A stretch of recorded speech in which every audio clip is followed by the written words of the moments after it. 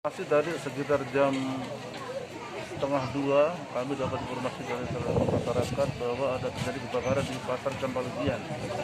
Kemudian kami menghubungi pihak pemadam, menghubungi Pak Camat, termasuk kami punya personil di Polsek, langsung meluncur ke TKP.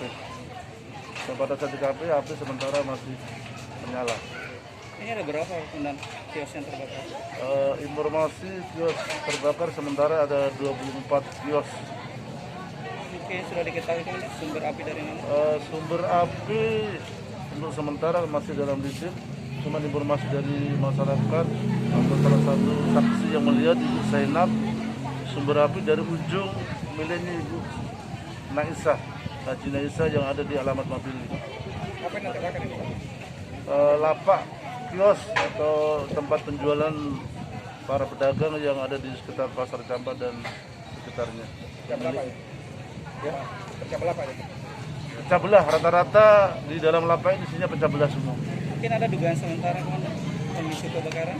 Dugaan sementara kami belum bisa menyimpulkan. Yang jelas tiba-tiba Ibu Zainab melihat api langsung muncul dari atap lapak yang ada di pasar ini.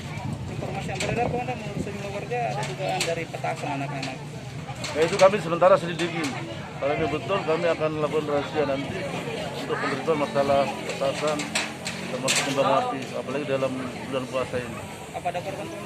Untuk sementara korban jiwa nihil. Kemudian kalau kami taksir tadi salah satu pemilik warga Ibu Naisa, satu kios sekitar 20-25, berarti kalau sekitar 24 berarti lebih 300 juta lebih.